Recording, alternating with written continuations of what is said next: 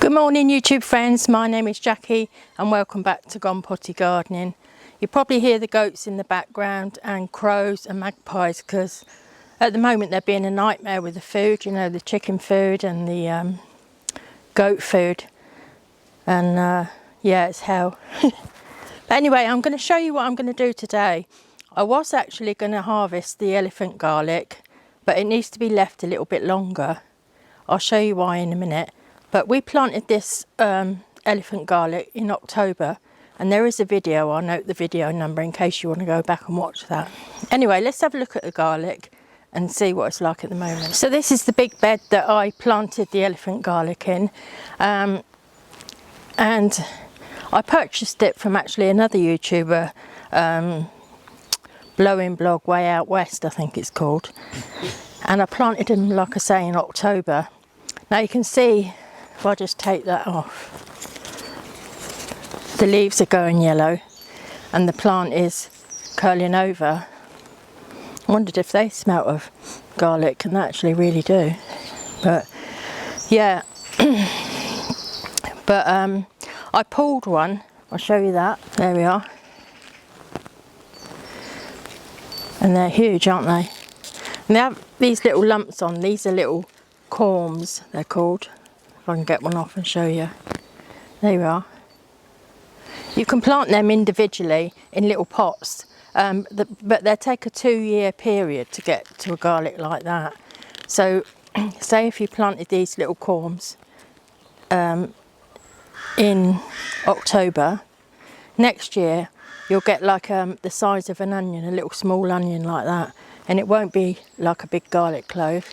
But the following year, if you plant that one that looks like an onion, you will get a proper garlic. So in a way, it's worth saving to get your, well, to increase your harvest of garlic eventually without buying more. But also, of course, you can save some of the cloves of this to plant again in the autumn. But what I'm actually waiting for is this bit here to go papery before I harvest it. When they are paper crisp at the bottom like that, they are actually then ready to harvest. So what I'm going to do now is take off these garlic scapes, and we're going to use those. They're not going to be wasted, and I'll leave the garlic, the elephant garlic, in for another couple of weeks, and by that time the stems would have gone more papery. Let's get these cut off. So I brought a pair of scissors out and I'm going to cut these right off. And they really smell garlicky as well, really quite strong, even though elephant garlic are not a strong garlic.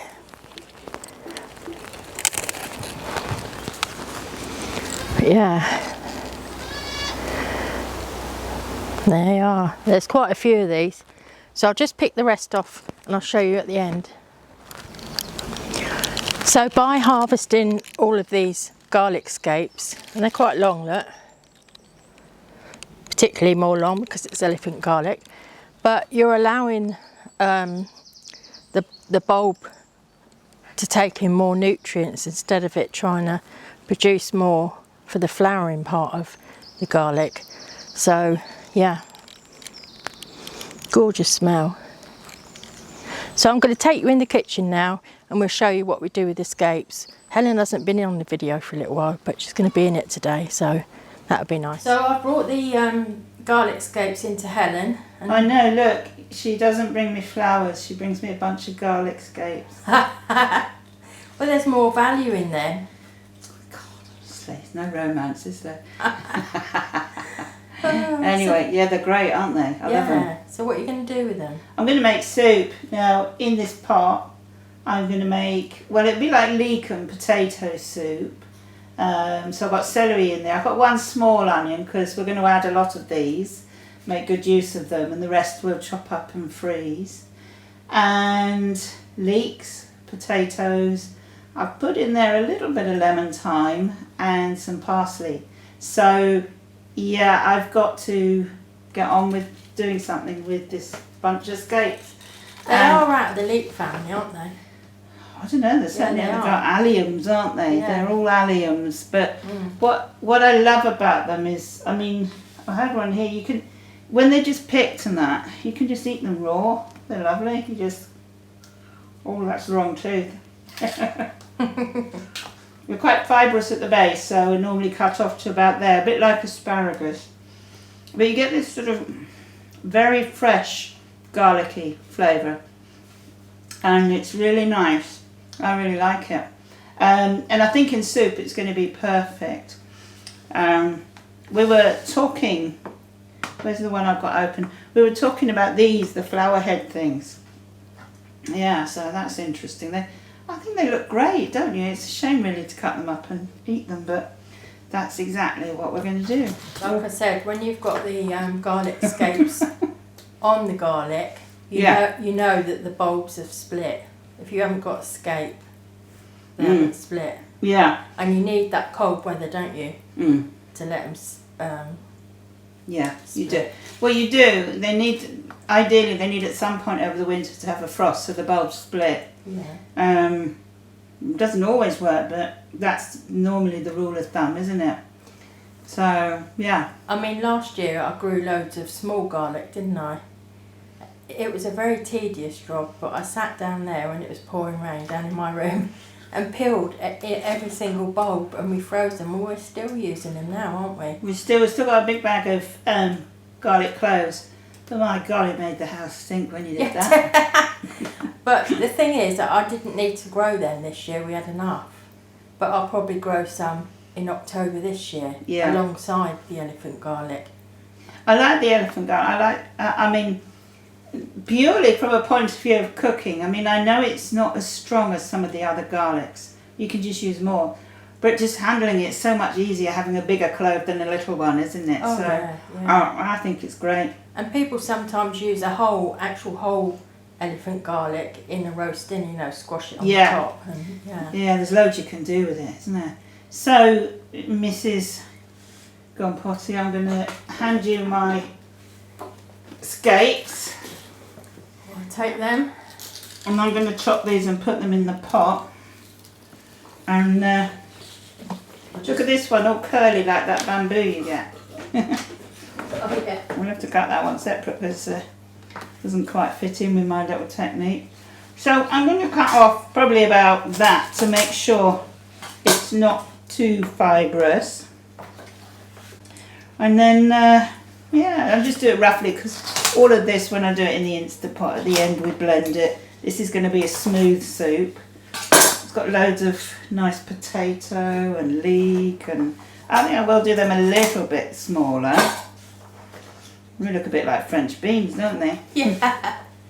And look, there's a flower. It's green at the moment, but that would have been a flower. Well, it is a flower, just a juvenile flower.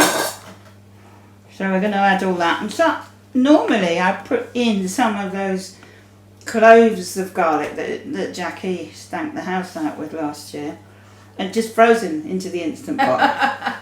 Thanks. But actually it was well worth it. And to be honest, I like the smell of garlic. I'll tell you something though. What? When I was peeling that garlic, that's for anybody that does do that, is eventually it burns. Oh yeah, the oil and acids and your nails and that, it burns. So I found that out myself, but nobody told me. But ideally you should wear gloves, I suppose. It's awkward though to peel them with gloves on, isn't it? Yeah. Now, do you know, just as I sliced that one, I must have hit the right point away from where it's really fibrous at the base, because it was just like butter. It was lovely, really lovely. So this will be the last one of the scapes, and the rest we're going to chop up and freeze and add them to soups and stews and things like that. I mean, you can do the same with small garlic. That gets scapes, just the same. So it's just the same thing, isn't it? Oh yeah, they'll just be smaller because they're not elephants. But yeah, so that's what's left. That's going to go back in compost. I mean, did I read somewhere someone making like a pesto with them or something? Or was that you told me about that? It'd be interesting to do a Google of everything you can do with garlic scapes. So yeah, so they're all in the pot. And the next thing is to add the water, the stock, and cook it, and then after that it's all going to be blended. So we'll show you the pot. Right. So that's our lovely pot of soup on the making, is it? Yeah, it is. I love it, all fresh, and oh, it smells divine. So that's also from the veggie pod that Jackie showed you the other day. There's the parsley. I did see that the pak choy is coming on really well, and every day. So I reckon probably in about 4 or 5 days we'll have a full pak choy. I'm just going to swish that around a bit. Are you making that massive pot? You're going to freeze some? Yeah, we're going to make a massive pot, freeze it, and then tomorrow we're making a massive pot of a different soup. And the thing is, it's, you know, you don't want the same thing every day. I mean, sometimes it's so nice you do, but really it's good to have the variety and be stocked up, especially when you have days like when you're not feeling up to doing much, or you're not physically up to much, so you've got a choice. So I'm just going to add a little bit more water, and then I'm going to add the stock. Okay, so now we're good to go. So I've got the right amount of water in, it's had a good mix up, and I've put in the vegan bouillon stock. Can you show us that, so in case people want to use that, Helen? I don't know if I'm allowed to. Oh, you can't probably, no. Do a thing. But look, if you look at the back of it and you see that colour and that type of tub in the supermarket, you'll know what it is. But I use the organic Swiss vegan bouillon, so I'm not sure about products and things like that. So now it's time to go. This takes, once it gets up to pressure, half an hour, and then Jackie will spoon it all into the Vitamix, and we will have hopefully a wonderful soup. But almost everything bar the potatoes in there we've grown. No, I didn't grow the celery. Jackie didn't grow the celery, that we did buy. But onions, leeks, everything else we can grow. And by the end of the season we'll make a soup like this, hopefully everything in it. Although we're not growing celery, and I do like to add celery, but almost everything will have been made from home, and I really like that. And I think, you know, a lot of people are really getting interested in growing and eating their own, especially the prices and how it's gone. So let's pop that on.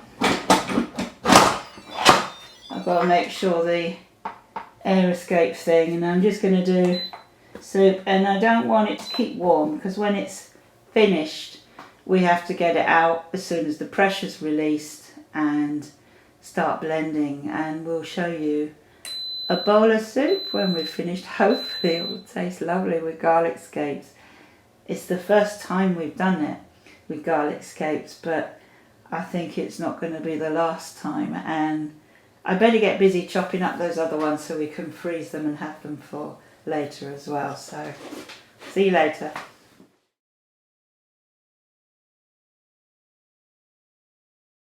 So there you are, a little bit more about elephant garlic. So if you've never grown it, it's definitely worth growing. Sometimes hard to get hold of, they sell out very quickly, but if you have a search like I did, you might be able to find it somewhere. Yeah, so that's it for today, and hope you learned a little bit more about elephant garlic.